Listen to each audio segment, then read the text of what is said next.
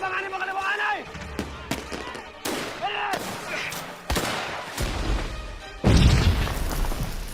Magpadala ka ng mensahe sa mga taga-Kawit at sabihan mo si Kapitan Honolino na agapan niyang kaliwanghanay. Walang dapat makalusot na kaaway. Huwag kayo matatakot! Sabay-sabay ang pagpapaputok! Huwag kayong maghihinaan ng loob! General, mas madali po siguro yun kung mas marami pang buhay sa paligid namin. Tinatawag ko ng mga taga-Kawit. Nako po!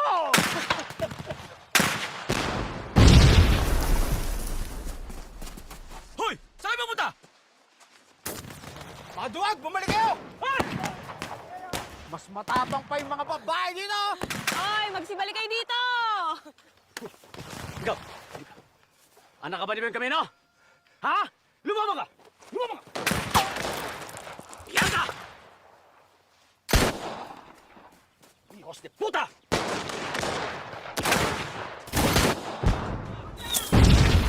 Lumaban kayo! Huwag mawalan ng loob! Hanggang sa kamatayan! Huwag kang gagalaw. Huwag kang gagalaw. Ipagpamanhin niyo po. Huwag ka muna magsasalita.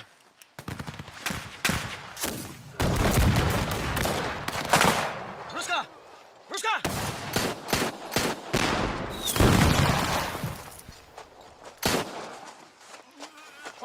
Dali niyo to sa likod! Tuwag ka kayo! Pwede ko! Bilis!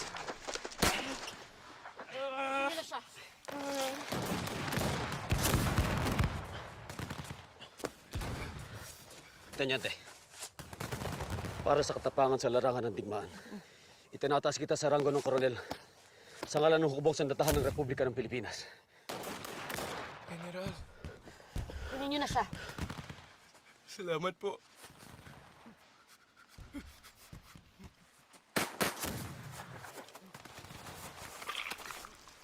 Sandali. Ibaba.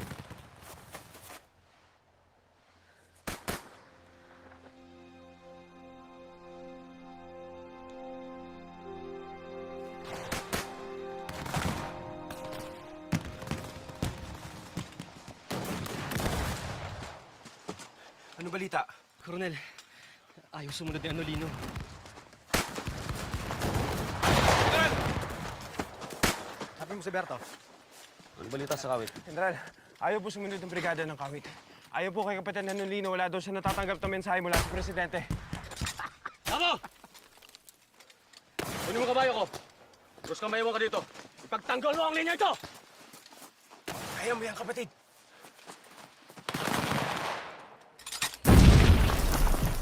General!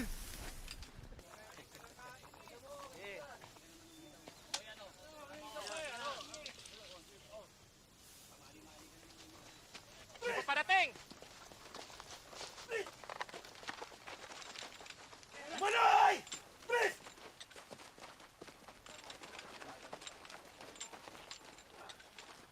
Tingnan mo itong mga tangang ito. Nasaan si Anolino?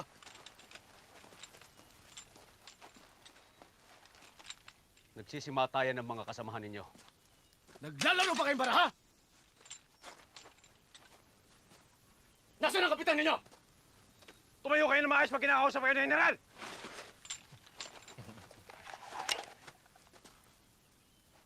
Nandun po si Kapitan. Roman, General. bawian mo ng mga armas itong mga dood na ito. Tanggalan mo ng ranggo, Tigapos.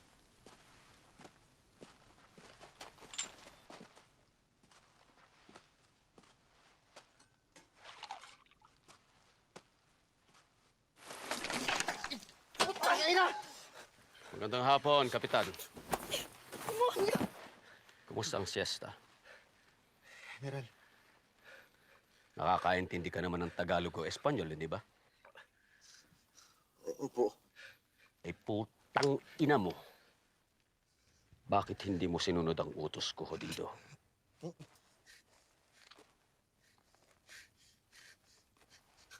Alam mo ba kung ilan ang taong patay at sugatan ngayon dahil sa katangahan mo?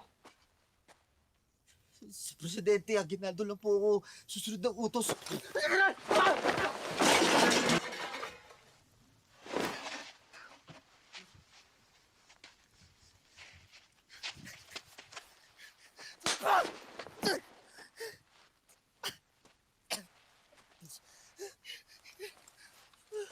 Alam mo ba ang unang artikulo ng patakaran natin? Hindi po. Hindi po. Artikulo 1. Ang hindi sumunod sa utos ng punong general ng digmaan ay tatanggalan ng ranggo at ipapapatay ng walang paglilitis sa husgado militar.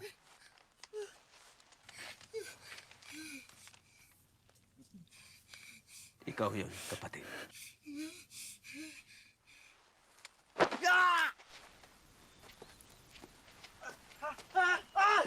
Kawaawang mga sundalo ng kawit. Nasa maling ulo ang utak ng inyong pinuno. At hindi naman ganun kalaki ang utak niya.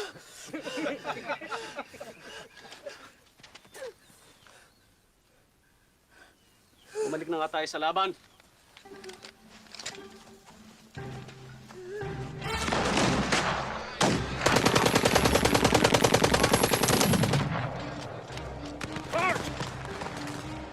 Get these men to the other flank! Right, sir. I need 5 men.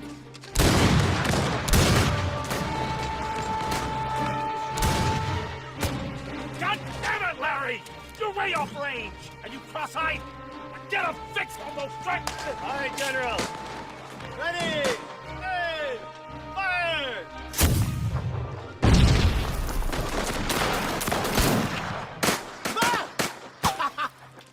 Ubus na ang mga bala nyo! Pumunta kayo dito pag-uupugin ka mga puting itlog nyo! Hindi natin sila kaya! Umahimik ka nga! Uy! Baba mo yung ulo mo!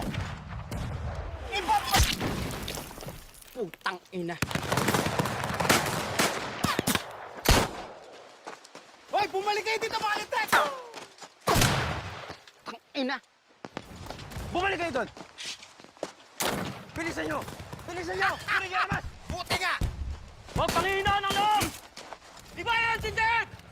Fuego! Fuego! Unleash hell!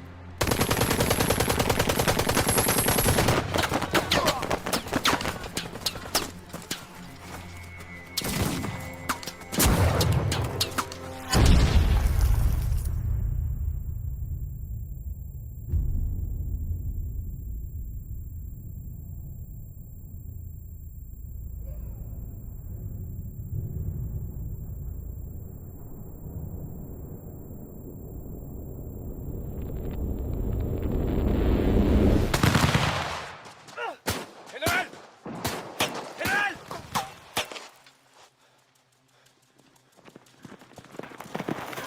General! Wag! Wag niyo pabayaan ang General! Sugod! Sugod, mga kababayan!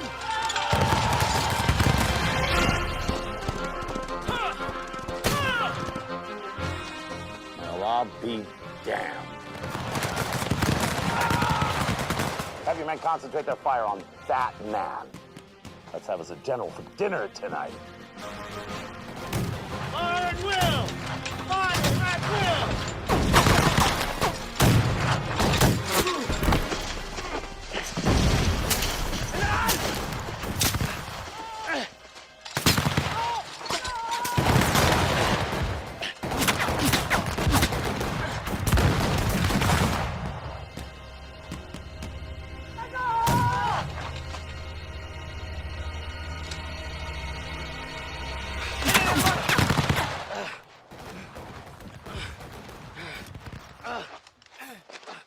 Fire! Fire!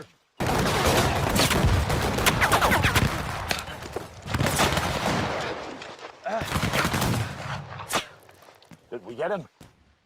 Not sure, General. Bakit mo ko pinigilan?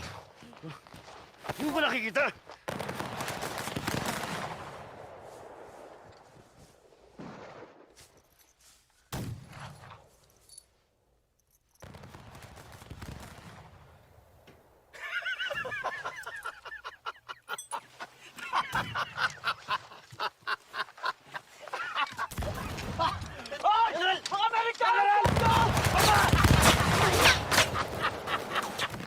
like he's still alive, sir. God damn it!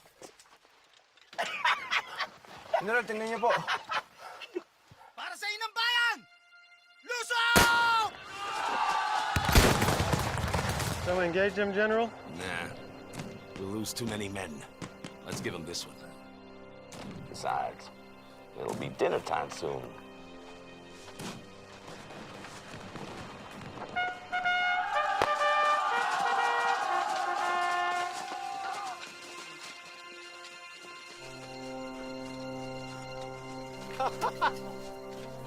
Umaatras na sila! Mabuhay ang Pilipinas!